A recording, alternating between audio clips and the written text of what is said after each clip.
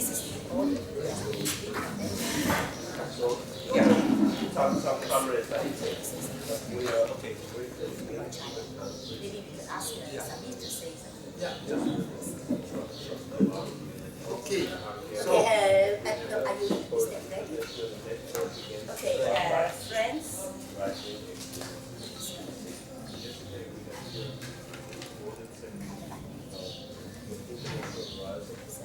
Good morning, everybody. Thank you very much for being here. Well, we will be having our discussions according to this order. But then we would like to first invite Professor Samir Bin to say something first. thank you, Chi. Thank you, all of you. Thank you, the masses which have come in that meeting. I was expecting that many more of the young people, particularly Indonesian, would be interested in listening to China. They are interested, but for reasons which probably not enough propaganda was made about this meeting, so they simply don't know. Now, I'll be very short because you have come to listen to our Chinese friends speaking of China, not of a foreign, even a friend of China, but a foreigner speaking of China. I will say, therefore, only one point, very briefly. But I'm sure that we will give arguments and with all the nuances needed to understand what is going on in China. There are many talks about emerging countries, the BRICS, China, Brazil, India put together, etc., etc. As if there was a new wave of capitalist development, more or less the same everywhere, in which a number of countries of the South have been clever enough to take advantage of capitalist globalization to move up. And they are raising markets, emerging markets. That is the language. That is the language.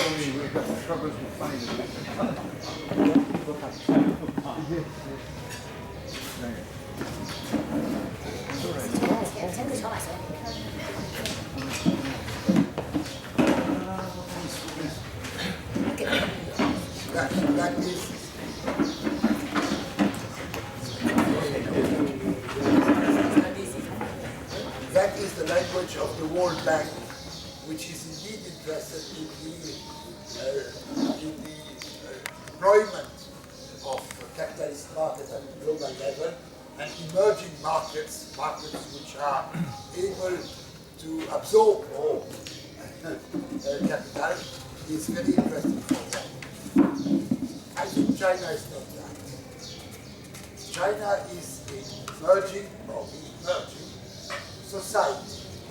I wouldn't say even nation because it's not a new nation, but a re-emerging society. And that is a different concept.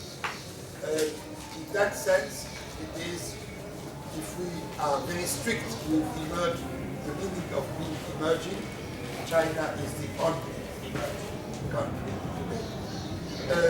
Perhaps there are two other exceptions to the rule, which are South Korea and Taiwan for geostrategic reasons and so on. I won't go into that part. China. Why is China different from others? Not because it is socialist. We can discuss that. Whether it is socialist, whether it is capitalist, whether it is a mixture of both, and so on. This is an important point, but not the point. It is emerging because it has a sovereign project. That is, instead of adjusting to the tendencies which are governing, managing the world system, it is compelling to various extent the world system to adjust to itself. It has reversed the relation between the global system and China. Instead of China, Tunisia has no sovereign project. It is just trying to adjust itself to whatever the global system may offer or not offer. China is trying, and successfully to various extent, until now. They will speak about the future, and the future is open for China as it is open for any other countries in the world. But until now, it has a sovereign project, which is successful to the extent that it compels the global system to adjust and not to reverse. Why it has this sovereign project? Of course, one could say because it has gone through a radical big revolution. Yeah, that is the root. But why today it has? Today, China has a sovereign project because of two characteristics that you don't find in Brazil or India or any successful or unsuccessful country of the South. Two things, very different, qualitatively different. One in China, as well as in Vietnam. But these are the only two countries. Land is not private property. Land is the wealth of the nation through the rural communities. We can discuss whether this will be the future or not, etc., but until now. That has made possible in China a mastery to a certain degree of the migration from rural to urban area along the process of industrialization, mastering it, that is guaranteeing that those who migrate to town because there is a need of manpower there with the growth of industry and services. It is the opposite of what is happening in India, Brazil, successful or unsuccessful, or Tunisia or Egypt or anywhere, because of the private property of land, the massive out-migration from rural area to urban is leading to shanty town. That is, the rural poverty is transferred into urban poverty and nothing else. It is not related to a process of industrialization of the urban areas. This is a qualitative difference. Now, when Tiejun particularly, but others also, and comrades were working with the rural reconstruction of China, will say a lot more than this one or two sentences. That is number one. Number two, even if China has moved into globalization as a competitive exporter of goods and commodities and manufacture, yes, in the global trade, but China has not moved in the global financial system. That is, that system which controls the use of capital through the control of the global integrated monetary and financial market. China has not moved into that, until now at least. Even if, from time to time, somebody important in China say, this is our target. But 2020, I hope they will not reach that target, and they will understand before that this is not the good direction. But that's also will be discussed with arguments. It has not moved into that. That it has kept the control of its internal banking system completely, of the rate of exchange, the yuan, just as the US in 1973 or 71 said to the Europeans when they decided unilaterally to separate dollar from gold. The Europeans shouted and said, well, you are creating problems for us. And the US president, I don't remember, it was Kennedy, I think, Nixon, it was Nixon, who said, the dollar is our money, it is your problem. Now China can say, the yuan is our money, it is your problem, to the US. And this is true. These are two ingredients which change completely the relation to the global system. Even if you are to a very important degree integrated into it. Now, I will stop at that point because I'm not going to go into the details. They have far more than I have learned from them particularly, and some other Chinese. But I have learned from the Chinese what is really China. And I think it is important for anybody in the world to understand and know what is China, and to move out of the easy slogans, China is good or China is bad, China is beautiful socialist, which it is not, or China is the ugliest capitalist. There are some aspects very ugly, full stop, without going into what is really China. Thank you.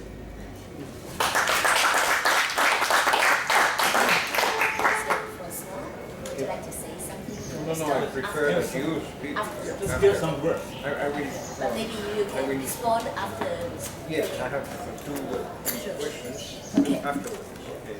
So now we would like Professor Wen Jin is from the Renmin University of China in Beijing to talk about China's economic development and its dilemma, and so that will give us a framework.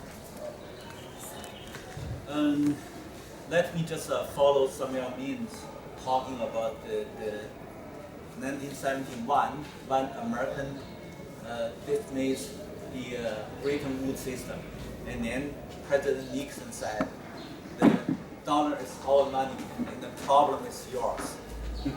And it's very interesting because after that time, the world changed from the historical period of industrialized capitalism into the financialized capitalism. And then from 1980s to 1990s, these 2 decades, more than 2,000 items for the Venture Board, OTCB, OTCBB, and so on and so, created in Wall Street. And then the Wall Street, the total amount of employees in Wall Street, you know how much? 300,000. And then, but the population in New York is more than 10 million. So it's just a small group can have the job in the Wall Street to enjoy the monetization and the financialization. And most of others, they lost job. And then the gap between the financial capital group and other physical economy larger and larger. And this small group take more as a profit and then have a very much high income. So the rich group and the richest group enlarge the gap with the society. That is the basic situation of finally there's 99% against Wall Street. That is American. We just put aside and then another side. It was easier just by issue the paper money and then to take big profits. It's low cost. Because you can transfer out the cost to others. Especially transfer the cost to this real economy. Means that you are in physical production, you are trying to create the real assets and the physical properties, and then you must contribute whatever you have as a capital to the capital markets. It's at Central. The Central is in New York, in Wall Street, and the West District of London, and the Frankfurt, and Tokyo, and so on and so. So we have if you focus on this Central, it's just a sorrow. That is why army side is American and Japanese, full stop. They can control these centers and then they can control the profits by the financialization and by financial globalization. That is a new situation now. We got to do our studies to know what is such kind of regulation inside. And then we can know that what is the problem that they threw out from their center to us. That's very much important for almost all of us. And then the second issue I would like to mention that yesterday I talked about Soviet Union collapse and East Asian countries, originally they are socialist countries, they are bankrupted. Why? A lot of people say that because they are not in the universal value. Democracy, freedom, human rights, and whatever. But indeed, it's by such kind of competition, most of these Soviet Union and the East European countries, they are still remain in the industrial production, not in the bubble, not in the financial production. So if you compare with the financial production, it's a low cost and high income, high profits, and this manufacturing, this industrial, still be very slow. So when the world changed to GDP statistic system, you know GDP, yes? It's happened in 1980s. Before 1980s, no GDP. GDP is applied to financial capital, for the financial profits. And so if you calculate the financial profits, that will be much higher than this physical production. And then make people, by soft power, to make all of you people believe that we are more advantage. You are backward. You backward because you have such kind of political regime. And then you need to uprising to fight your own political regime. That is finally, they believe that, and then they started their reform from the political regime, not from economy. That is difference between Soviet Union and China. China started reform from economic issues. Russia started reform from the political regime. But the key secret is what? What is financial credit originally come from? When you abandoned gold system, you also not according to how much real products you produce. Where is the money credit come from? Why that Samuel Amin very much emphasize the financial fascism? It's because only one power is come from the political regime. And the political regime come from the military power. That is a new trend of the financialization and the global financialization or financial globalization anyway. So if you started from your political reform and then your political system collapsed, immediately your financial system collapsed. That is Soviet Union and other East European countries. I'm not just a speaker, I'm a researcher. When Soviet Union collapsed and other East European countries collapsed, I was there to do my research. It's more easier. I use one American check, $100 to change. Immediately, I became millionaire. I cannot calculate how much I have. But anyway, it's very thick paper. And then there is many zeros. One paper with many zeros. But originally, you may know that Soviet Union refused to start monetization. And then one ruble can change $2.8 after the political collapse. $1 changed 4,800 rubles. You don't know that because you are not there. You don't have a kind of chance to observe. I was there 40 days. Nobody, no foundation. I sponsor myself. Certainly by my wife. Okay, by my family. No foundation sponsor you to carry out such kind of research. You personally go into the society, live with these common people. even this refugee. And when I was in Yugoslavia, I lived with a boy. His family is a war refugee from Croatia and escaped and then to the Belgrade. And then when in Poland, I live with an old woman. When I was in Moscow, I also live with a family. Everywhere I try to meet people and then live with people. It's more easier because there's no foreign visitor, because they are in the fighting. There are so many bad things happen in the street. So and then I'm just trying to take some train and then go into the city and then want some coffee and then to ask anybody speak English. And then they said, maybe some people said, I can. And then you talk to him, and then you said, can I live in your family? And then you move to their family. And then their family introduce you to the other peoples. And then you meet people. By people, you know what happened. Not by officials. Not by these dirty professors. I'm a fan of professors.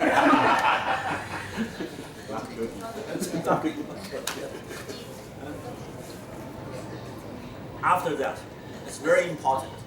She asked me to talk about China. China took a big lesson from 1991 Soviet Union collapse. When I came back, I wrote a report. I said, whatever you talk is nonsense. To all officials, I said, okay, you have done some kind of report, but it's not true. Let me tell you what's the truth. And then, because Soviet Union controlled the whole East European market, not by money, by plan, by account. So from 1992, China accelerated demonetization. The central governments issued a lot of paper money. So it's 3 times higher than GDP growth. It started. And then high inflation. Much, much higher than Europe now. You know how much? 24%. And then China opened very strange, opened the stock market to absorb this paper money. And then opened the real estate market, opened the future market. That is capitalism.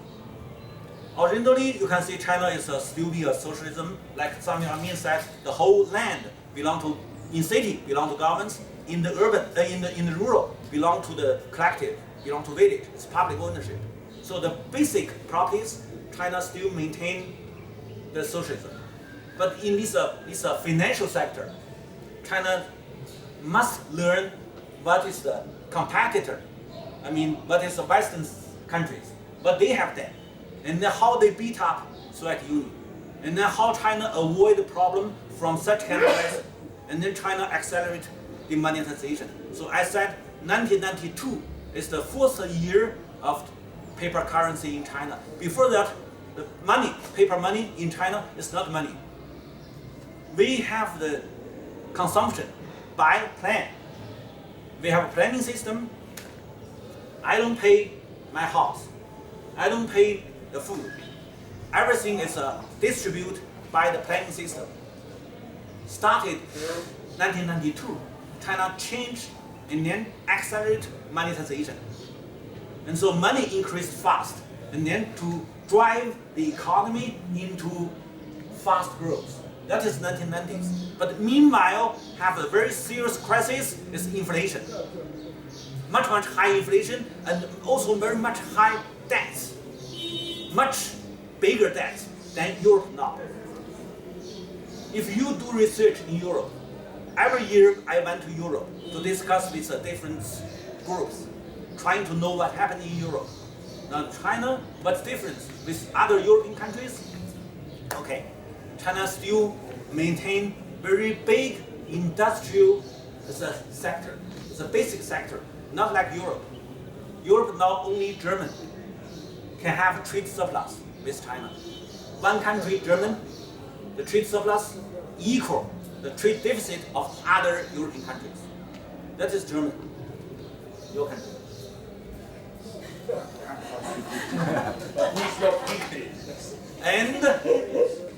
And others all have a trade deficit. That is why a lot of European countries dislike China now. But China only want to keep very close relation with Germany because Germany is now become leading country in Europe. But in 1990s, when China started the monetization, they have almost the same problem as Europeans have now. So, from that time, China created a lot of poison laws, poison money, or bad law, much bigger. And then China must the first country collapse when East Asian financial turmoil taking place at 1997. When Western countries with hot money flow into the Asia, destroy the financial system in Asian countries. That is why yesterday I mentioned that no matter you are capitalism or socialism, you have got the same track by this hot money at that time. So I said capitalist Malaysia, Thailand, South Korea, all falling into the trap. That is made by this financial hot money. It's a big financial institution investments. They come to Asia and then rob whatever Asian have. That time, China is socialism, North Korea is socialism, and Vietnam is socialism. Whatever you are isms, all are Western philosophy. But indeed, what happened is that you are robbed, you are invaded by this financial capital. And then at that time, China very much aware that China need to control the capital markets. So then the world divided the capital control and the capital flow. China nowadays, like India. India is half control. China is total control. So now China is a big enemy of the financial capital in the world. So that's whenever you meet these big institutional investors, they are all very urgent to push China to open the money market first, and then stock market second. You must open, and then if you cannot, if you don't open, you are a totalitarian system, you are a dedicated system, you have no human rights, you have whatever, and then you are bad enough. But before that, in the beginning of the 90s, no. They said your close friends and whatever. When you control your control means that you set up your castle, fighting with this capital flow. That is financial fascism. They are trying to conquer wherever. So that is now the critical issue in China. Another one is also very critical. China is now the biggest constraints, not from the system, it's from the natural resources. You may give you very simple data. China only have 7% of the world arable land and water resources. Means that in average, China only can have 7% of the population in the world. But nowadays, China still have 19% the population. Originally 21%. Means that 2/3 of Chinese must be in hunger. If in average, the world average resources, the percentage of the resources in the population, you can know that there must be 2/3 people have no food. Certainly, you have no any condition for set up industry. Now, the more you produce in agriculture, or the faster you are in the industrialization, means that the worse of the pollution. That is why China have the very important constraints in natural resources. That is also why when China have a very big foreign reserves, its money, its paper money is nothing. They are trying to use this money in Africa and Latin America and other countries to buy the natural resources. Because up to now, they have a very much constraint by the shortage of natural resources. If the other countries think that China is a new imperialism or new colonialism, if China go to buy these natural resources, even by land or by water, by whatever, it's because they are short of the land, short of water, short of mines, short of whatever. Any natural resources in China is very much short. It's a constraint. So that is the problem. I think that is a major contradiction between China and other countries. And so China trying to change the way. China think, okay, we may help to do some construction, like here, Tunisia. Even the taxi driver knows that now China helped Tunisia to build up a tunnel. It's 120 kilometers to transport the waters, fresh waters from the north to the south. In the south, there's a very dry area, and then to help to build a lot of farms, and then to have a lot of employees. That is when we take the taxi, the driver told us, okay, you have a very big tunnel, and then drive us to sea. That is your Chinese build-up. Yeah, maybe the China can help the different governments for the infrastructure construction, and then not only going to buy something, try to do something, and then maybe that's a better way. But anyway, and I'm a Chinese, I know that we have a very severe pollution. We also have a very short of natural resources, but we need to feed this 20% of world population, and then how we can do? Stop, wait, and destroy these industries? It's not the way. We are trying to slow down, and not so fast. But it's, there's another constraint that's very, very severe. Now we have 800 million laborers power. Every laborers have family. The total number of the population now in China is 1.35 billion.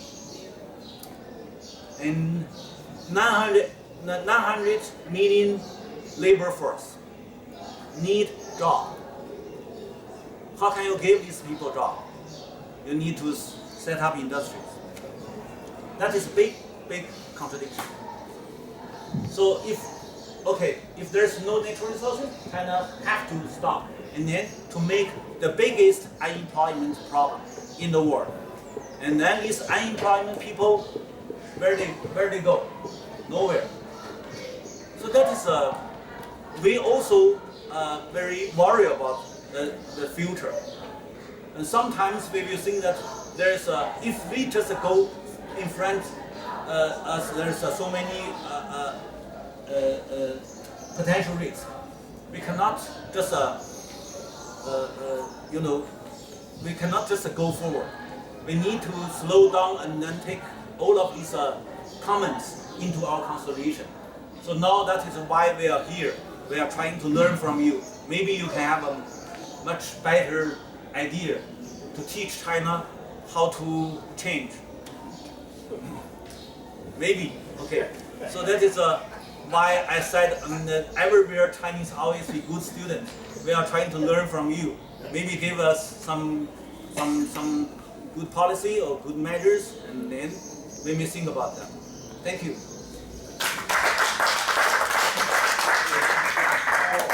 So Mr. Lin, you have to leave at 11. I would like to invite him to say something about the comment. People want to listen. The other Chinese. Okay, you don't want to talk about the renminbi. No, I was saying that in the ear that Chinese friends had sent me a month ago or so a paper drafted by the HSBC, Hong Kong and Shanghai Banking Corporation, which is not a Chinese corporation, it's a British corporation, historically based in Hong Kong since the Opium War, but delivering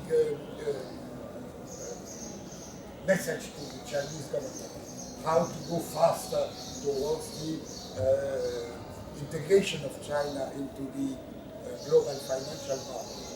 And they asked me to comment that. So I did not write a political comment saying you should reject it because this bank, which has been created by the Opium War, after the Opium War, is not a friend of China. That would be a good argument, but no. I look into their argument and showed that it was all based on fallacies, and that would not help having a higher rate of growth, because this was the target, a higher rate of growth, but on the opposite, create problems, submitting the economic productive system to the financial one, which would lead to the situation of Europe, a zero growth, and not a higher growth, which for China would be a disaster. And proving that. And concluding that, yes, China must keep the control, 100% control of its financial system and of the yuan.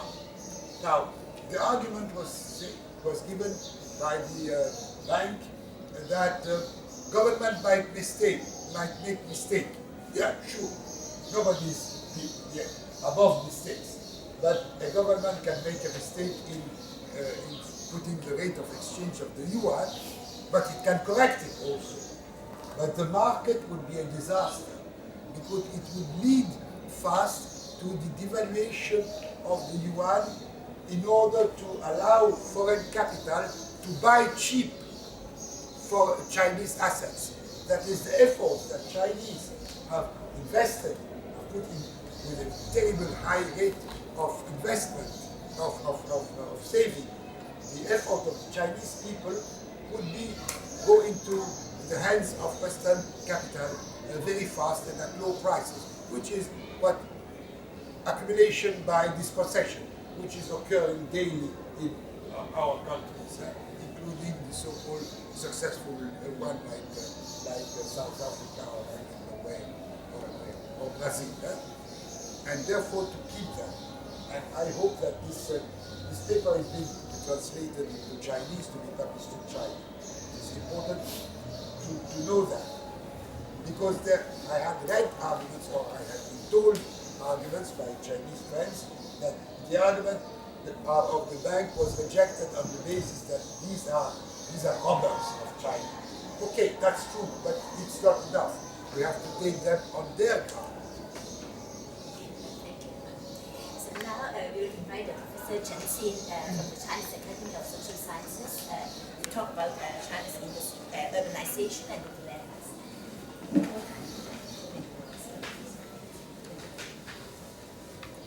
Excuse me, I just have a question before you go on. Do we have a possibility to ask Professor Wen questions after this lecture? Yes. Because I think the people here should also be heard, so that China can learn from us. Oh yes, Okay. yeah. But then the idea is that maybe what we could do is we would very quickly have all the presentations, so that that will give you an idea of the finances, the questions of urbanization, the rural questions, and different initiatives, as well as the projection into the future. And then we would invite you to have the dialogue. In short time, I need the time for your questions. I'd like to go down from the London Wall Street level to the Chinese village level. Talk about the Chinese urbanization. From the last financial crisis to the 1998 financial crisis in Asia, the China experienced, like other countries like Thailand, Indonesia, and Philippines, South Korea. But China goes through things that very smoothly. Why? Because China had the very great flexibility. We have 800 million people have a home, community, have their land in the countryside, in the rural area. When financial crisis came, they quit the job, they lost the job overnight. But they go to their homeland, they go to the rural area, go to their home for the rest, and wait. After financial crisis, they go back to the urban area to earn their money again. So that's great flexibility. Really solve the problem, and especially in the financial crisis. But in recent years, China's urbanization processes seems to stop this situation. That you know that Chinese dream announced by the Chinese Communist Party committee, the Central Committee. In the next 20 years, we will reach 70% of urbanization. But now, according to the official statistic figure, it's around 50% urbanization. That means we have still more than 600 million of farmers, population lived in the countryside or based on the land production. Chinese urbanization is not purely domestic issue. It has a global sense. Think about if we still have 600 million of rural laborers will supply to the modern sector. It means we will change the whole market of the world.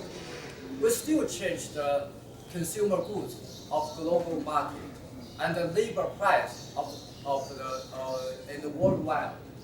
And then we have still 700 million of labor supply in the next 20 years to the modern sector. It will really change the world market. It will change the raw material price and labor price.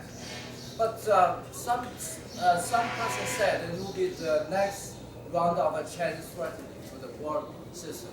But from my point of view, I'm a little bit optimistic. It will be the chance and the opportunity to change the world system. Because China cannot simply join to global processes. Even like in next 20 years, the financial system, without change the rule, without change the pricing system. And this is a chance and opportunity. Of course, it also means the challenge and might be crisis. Anyway, China should be first solve the problem of itself. We still have 200 million of population below the poverty line, according to the UN. So it means that the mainstream of the Chinese academy and the government still think about Americans' experience. In order to raise the living standard of the rural people, they find a way, and this is American and European way, to that most of population urbanized. That means they give up their land, give up their community in the rural area, give up their home and the living style to run the modern sector. And it means that in China, the industry up with the capital dense industry and labor dense industry. All of this we have to maintain. Otherwise, we cannot have a space for such a huge amount of population into the modern sector. I believe that will be completely, if not completely, it will be completely change the world system. So whether or not China is capitalism or socialism, but one thing is very certain. In next 20 years or 30 years, China's development, China's joint global process will change the system itself, and it will be the chance for the left movement of the world. And people are suspicious that China would be second American and imperialism. No problem. If there are two top how imperialism fight together. If they come struggle together, it will weaken the system. When it's a joke. Otherwise, we will change the whole system. So, but the problem is we have the space domestically and globally for the next 700 million of world population into the Chinese city and join the modern sector. I don't think so. Because the global limitation and the domestic market limitation, especially for employment. Although we maintain the labor dense industry and the capital dense industry, and we upgrade of industry into the space industry, it will not solve the problem because that China is a very huge production ability. 70% of our present productivity is idle in China. The Chinese steel production is equal to the next world. Is equal to the first 20 top 20 country, and also the cement and almost 40 items of production is the first top, and we still have around 70 production abilities idle. So it means that the world and China market cannot consume such a large of production supplied by the Chinese employment, by the labor employment. And why we solve the problem? China's a lot of people are suspicious. China's capitalism, pure capitalism. I said no. China cannot completely adopt capitalism without socialism. Otherwise, we will be domestic crisis and rebellion. China is one of China's few countries experience complete revolution.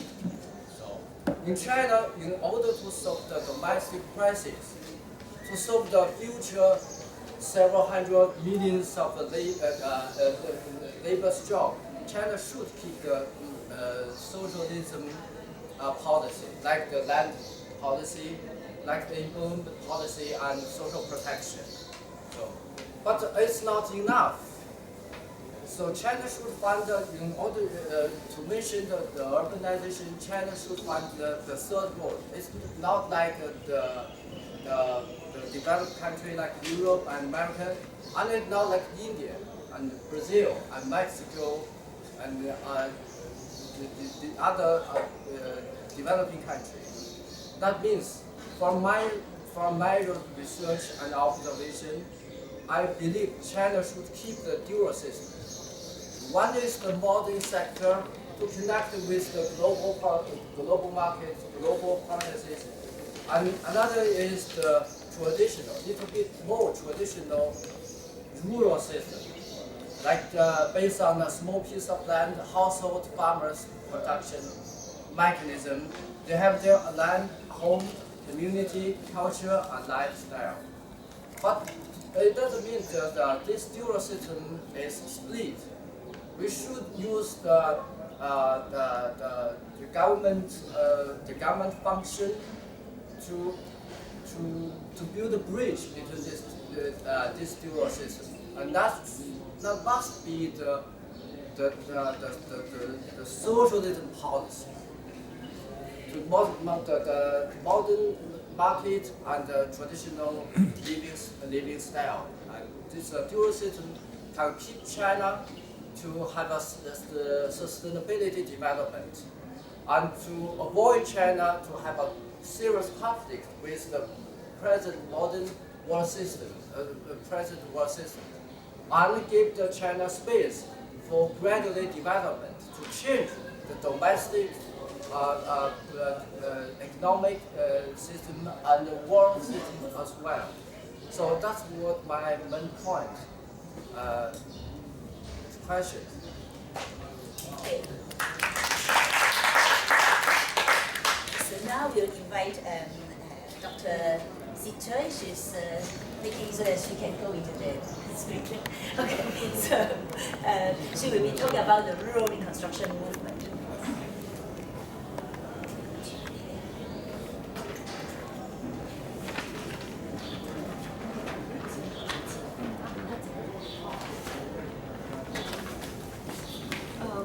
Actually, we are all come from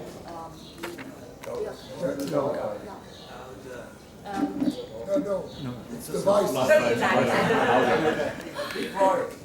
actually, we are urban folks, but we believe that agriculture and the rural society is our future. So we all support the new rural reconstruction movement in China, and because the old one actually happened in the 1920s to 1930s. Actually, we echo what our seniors did. We echo our seniors in the 1920s to 1930s, because at that time they are all intellectuals, and they believe that westernization, industrialization and urbanization is the future of China. But after that, they find what's happened in Europe, particularly after the First World War.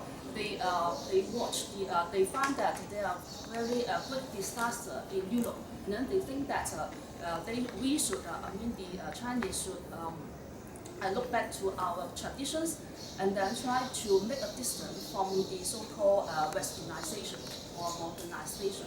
So at that time, there are many intellectuals like James Yan, Liang Shunming, Hao Xingzhi, Lin Zhuofu. They all set up different kinds of rural reconstruction projects in different places of China. And now we name our movement as the New Rural Reconstruction Movement, because we also encounter or to face the more or less the same problem. For example, many peasants move to the urban city, move to the city, and then the rural society actually is disintegrated. So we find that we have to help the peasants to do self-organization again, and to help particularly how to attract the young people move back to the countryside. So in the early in 2000 we built a new James Yan's Rural Reconstruction Institute in Dingzhou, and also after that, although it was closed because of unknown reasons, but we also set up a new little donkey farm in Beijing.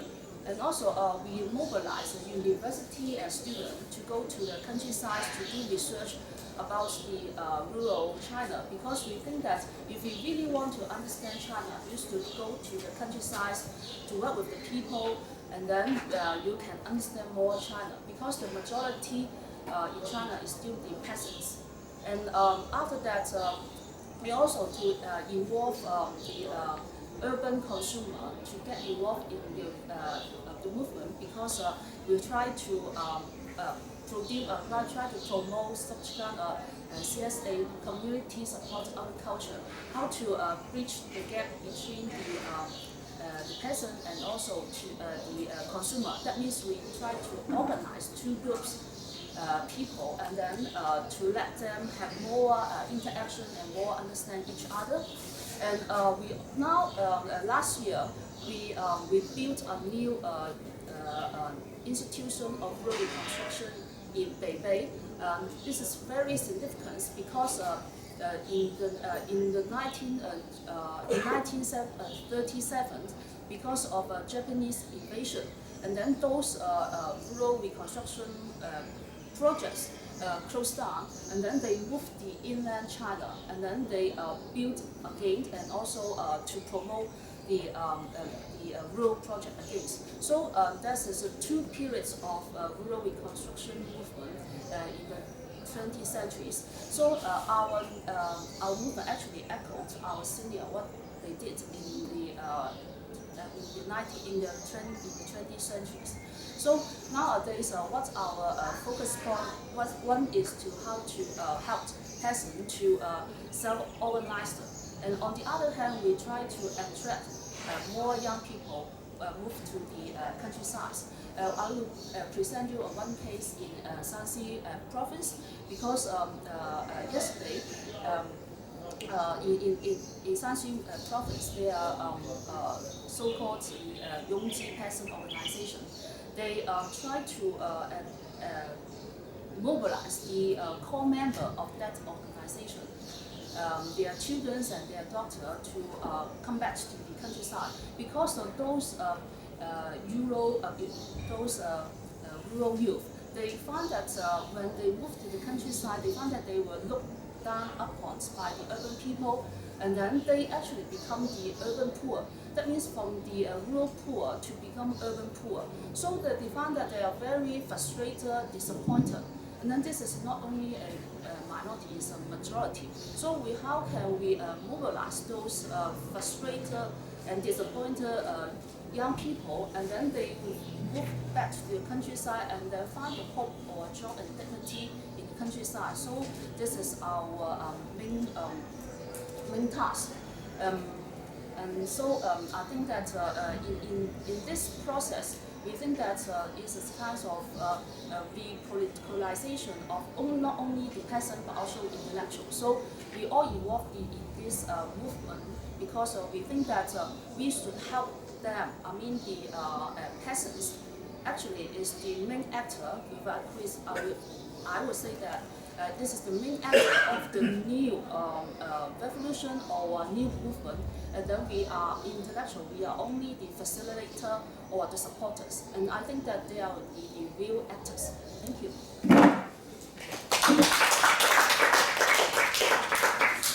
So I'm Lau Tianqi, I teach country studies in Hong Kong. I'd like to follow on what Margaret has been talking about. So actually, many of us here, we all work in the rural reconstruction movement in different ways. I think for us, the question is not only to rebuild, to address the negative aspects of problems and to try to provide. I think a lot of NGOs, which are basically, for example, sponsored by foundations in the West. Then the idea is that when they go to the rural, then the idea is to start more income generating projects, build more roads, and introduce microfinance, etc. And so I think that has been the mainstream pattern of NGO intervention in the countryside in China. And I think the Ford Foundation, the others, they have been the main forces training a lot of NGO personnel to work first in southwest China and then later on all throughout China. And I think there are also in the academia, then there are also there's this emerging social work discipline in China, where they have also learned a lot from Hong Kong's social sciences and sociology and social work, and the kind of paradigm they have for China's development is basically modernization and income generation, and basically much more integration into the world market, into the global market. So that is the kind of mainstream path which we are very critical about. And that's why we are often saying that we are very critical about NGOs, although many of us have in different ways in relating to that. So for us, the idea of the rural reconstruction movement is to not just go back to tradition and to be nostalgic about 100 years ago when people could live in harmony. It's not that kind of story. What we are trying to do is, on the one hand, to try to rebuild the communities, both rural and urban. But then for the rural areas, we have actually worked with Professor François Boutard to talk about the peasant agriculture in Asia, and we were working also on aspects in China. So for us, then the question is not just looking in how to generate more income, or to have this kind of microfinance, which is another form of usury and putting and then incorporating the rural economies into the mainstream kind of debt-driven economy. Because so for us then what is more important is how to rebuild rural communities, which is not just painting a nostalgic picture of traditions, etc., but then trying to draw in different elements that are there, which could be positive, which could be useful and relevant. So for us, I think one question is not Confucianism or something like that, but then I think it is these traditional wisdoms and also the traditional ways of relating to nature and to other people. So, and we feel that this is also still part of the legacy in China. I think when we think of the revolution in 1949, it is not just a revolution led by the party. It was also a revolution where people had the aspirations for a better life. There had been imperialist invasions by the West, by Britain, by Japan, by different forces, and there had been civil war and all this. But then I think we have to look to see how the ordinary people have had their aspirations for revolution, have mobilized, and how maybe not all the aspirations have been actualized or realized in the new setup, in the new structural setup in the new state. So, so even if, for example, if we look at the picture after 1978, when in the mainstream, then we all hear about this household contract system, where this the household responsibility system in the countryside. Still, we have, and so it was as if everybody was against the collective mode of production. Everybody wanted to have their own piece of land, but then it's actually not quite true, because even up to now, I think there is still about 1% or maybe less than 1% of the in the countryside, where there are different forms of collective property maintained in the villages. And we are, so maybe I'll just give one example of a place, of a county, of a township, where they still maintain a very collective way of running the production and economy.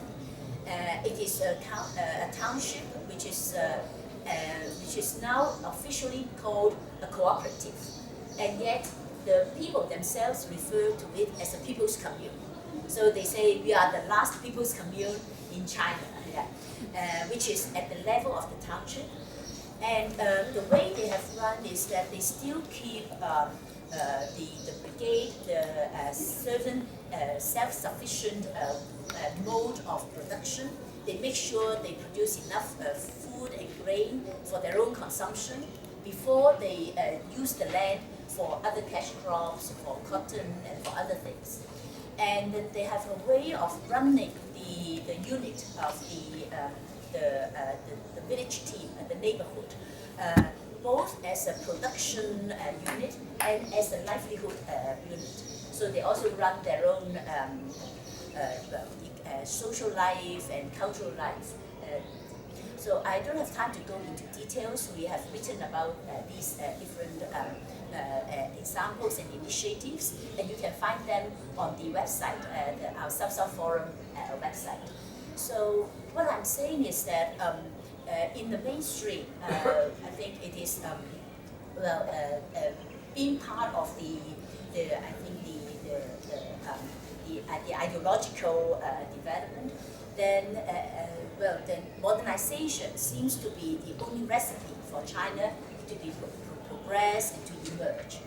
And yet, if we do not stay at that kind of abstract level, if we look into the countryside and if we look at into ways in which people have aspirations and have the different ways of relating. So we find that in China now it would be a mixture. There is a mixture of very rapid commodification of certain aspects of their lives, where money and cash plays an important role. But then there are also other areas in their social and cultural lives that people would relate to each other still in a different form which we cannot call capitalist. And so it is in these aspects that we are particularly interested in, because we feel that in this complex mix of things which are supposed to be modern or even postmodern, and yet things which are very communal, and people still have different ways of relating in mutuality and reciprocity. So for us, then the idea of promoting the rural reconstruction movement is to try to see in which ways certain elements, certain cultural elements could be fostered or could be strengthened, so that they would be more prioritized by the local communities.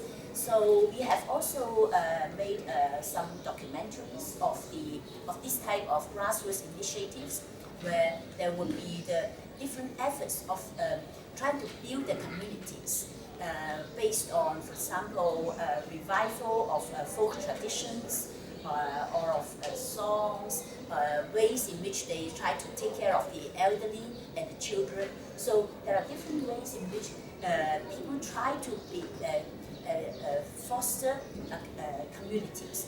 So it is in these aspects that we have worked on the project on Peace Women. So the complimentary DVD sets that we are giving to you, so they are documentaries of some of these efforts which are not visible, sometimes not even in the mainstream Chinese media. But then we feel that if we have the will and the wish to try to look differently, then we could see all these alternatives, which are not just projections for the future, but that they are actually existing. These alternative ways, which are not the kind of very capitalistic, competitive ways, they are there.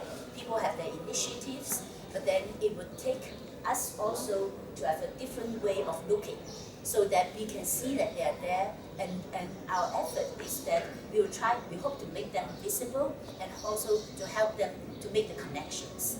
And so that is also one reason why we are here. So one last point is, I think the idea of modernizing China has been the priority of the state, and I think, in some sense, of the people, because of the history. So we have to situate China's development in the last, not just 30 years or 60 years, but in the last 100 years and 200 years. And so to see how it has been humiliated, how it has been invaded. But then I think the question is, for us, we also are very critical about the kind of trajectory for modernization. That is, if China becomes, follows just the model of the West, so it would be a disaster for China itself, not to say for the world. So, so for us then, it's also very important to center the question of ecology and culture in the whole development of China. So that, it's not that, China should be a rival to the USA, and so it should be following the same model that USA has taken. So I think it will be on both the grassroots level, where we look at alternatives, practices and initiatives, and see how they could be strengthened and connected, and be more related.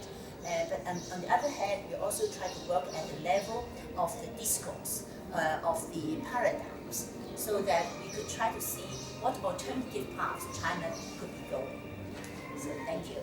So now I would like to invite Professor Dai Jinghua from Peking University. speak in Chinese. Kenji will be my interpreter. Yes. 我首先想到的是，如果我们在今天的全球资本主义的体系当中，思考任何问题，最后我们只能回到这个体系给我们提供的解决方案上来。So if we only try to look for, try to think in terms of the global capitalist system, then it is inevitable that we will still be trapped in this type of thinking and in this type of mental discourse.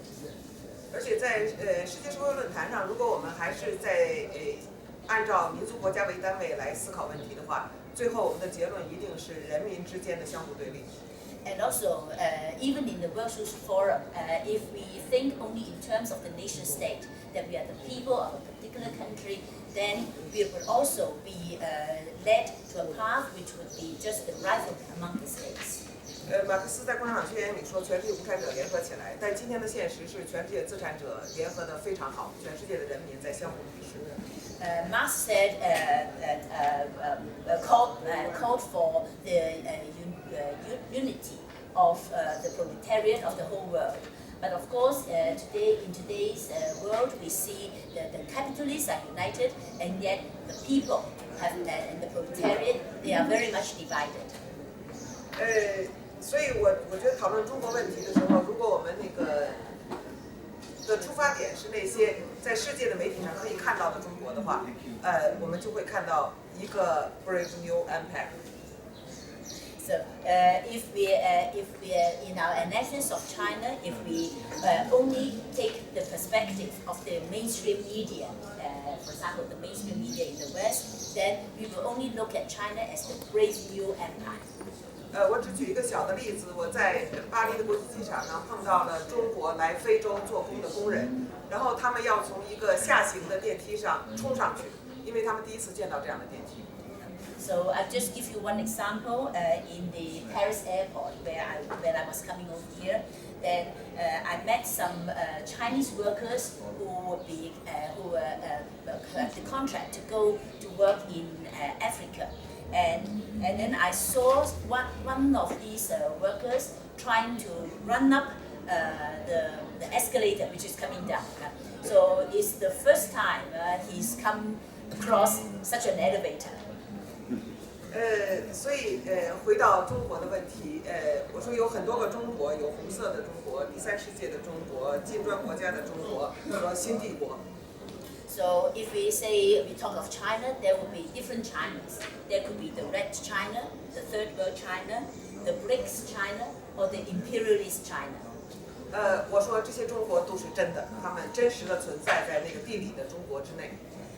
So in a way, all these Chinas are real because they all exist in actuality in different ways within the geographical China.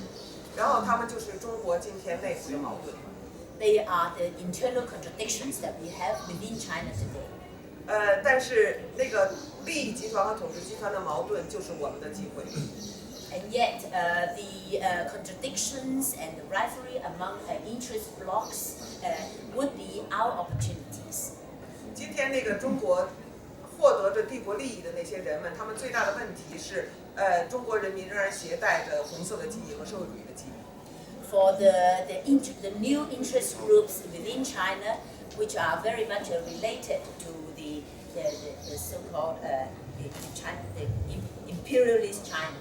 The main obstacle is that many of the people still have the memory and aspirations for the Red China. 即使退一步说，他们最大的问题是中国有13亿人，13亿人要吃饭，要活命。And the main problem for them is that there is 1.3 billion people in China, and all these people need a job and need to feed themselves. 而且人们记得曾经中国有更少的财富，但是每个人还有一口饭吃。So they still have the memory that it was not long ago when China had not so much wealth, and yet everybody had enough to eat and to have a good life. 一点不错，30年来人们梦想着中国变成美国，每个中国人过上美国人的生活。It's true that a lot of people in the last 30 years have a dream, and the dream is for China to become like the United States, and for the Chinese to become like the Americans. 但是当他们每一次尝试把这个梦变成现实，然后我们就立刻遭到沉重的惩罚。But then every time when they try to actualize such a dream of becoming Americanized, they face immense problems and obstacles. 首先是环境的急剧恶化。So we have the rapid acceleration of the deterioration of the environment. 其次就是美国式的，就是剥削全世界来建立的生活方式，在中国是根本不可能为多数人所分享。So the way that the United States have been doing to try to exploit the whole world for its own benefit, that is not possible for China. 21世纪开始，人们开始谈到中国崛起，开始谈到中国的这个财富，开始梦想中国崛起。So at the beginning of the 21st century, so a lot of people have an imagination of the rise of China and the wealth of China. 而在中国的大城市当中，开始发生的事实是，一边是所谓的新中产阶级，非常年轻的和进入到社会高层的人，他们开始被迫离开大城市，因为他们无法在大城市支付大城市所必须的生活费。So on the one hand, we see that in some of the big cities, there is the new middle class, young people, but then they are forced to leave the big cities because they cannot afford the rent and the kind of high cost of living in the cities. 当中产阶级发生这种情况的时候，在年轻一代的农民工当中，自杀事件开始越来越多。And then at the same time, when we see that it's the young rural workers, the peasants going to cities to work, we also see that they could not stand the situation in the cities, and so we have also seen a lot of suicides. 主流媒体给了他们一个关于美国式的梦想，而他们面临的是这个梦想立刻就破碎了的现实。The mainstream media give them the dream of becoming American or having an American lifestyle, and yet the reality breaks this kind of bubble, this kind of dream. 大家都知道，在前社会主义国家，他们更为的憎恨社会主义或者是共产主义，他们拒绝革命。但是现实使他们必须重新去检查他们的记忆。So in many of the ex-communist, ex-socialist countries, then the first reaction was that they would reject revolution. They would want to have something different, and yet the reality forced them to go back to their own history and to re-examine the legacies of their history. 所以2年前出现了一部电影叫《钢的琴》，它重新讲述社会主义时期的工厂、社会主义时代的工人，然后在社会上引起了强烈的反响。And 2 years ago in China, there was a film which is called Piano.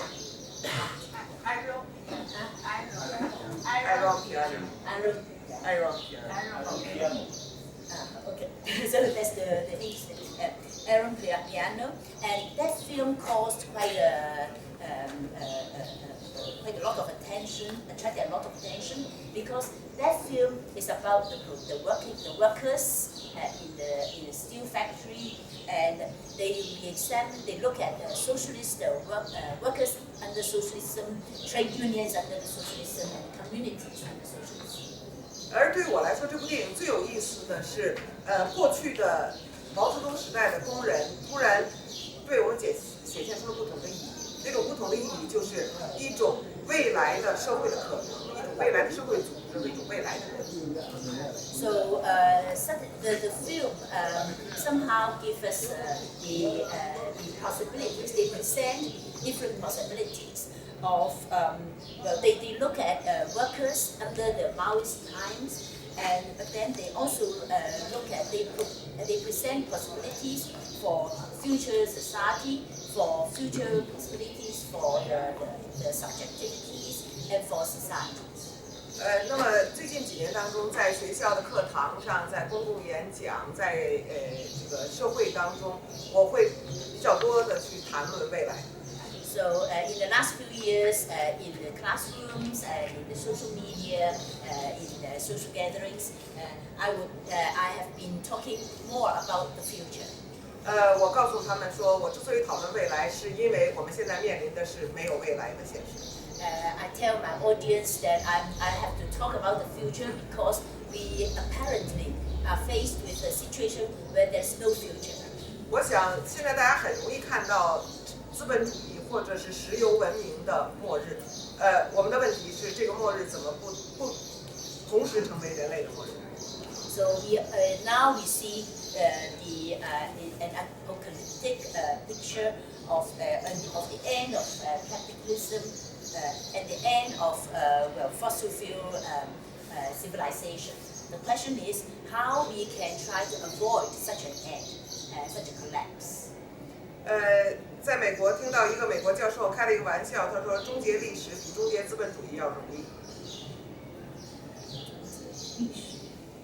I heard from one professor in the United States. He said it's much easier to end. In history than in country. It's Much easier. 历史的终结，对。终结历史更容易。 It's much easier to have the end of history than to have the end of capitalism. 现在的问题是，是否是终结人类也比终结资本主义更容易？ But then the question for us, would it be easier to have the end of humanity rather than the end of capitalism?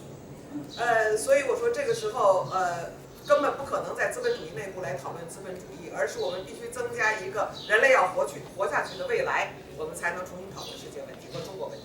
So for us, then I think the question is not just to try to look to see if there are way out from within capitalism, because that is not the scenario. That's possible. For us, the question is how we can find the future for humanity. 所以对于我来说，作为一个中国知识分子，我们的财富是20世纪中国经历了所有人类历史上的革命的样式。 So for us as an intellectual in China, the strength is that China has different heritages. China in the 20th century has gone through all sorts of different stages of resistances and revolutions. 所以，请大家相信，中国革命不光造就了中国崛起，中国革命造就了一个红色的财富。 So please have faith that the Chinese Revolution has not only given to the rise of China, the so-called rise of China, it has also given rise to the red possibilities, the red China.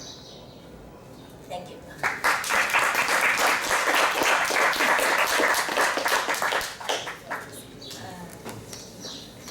Maybe this one? I just have.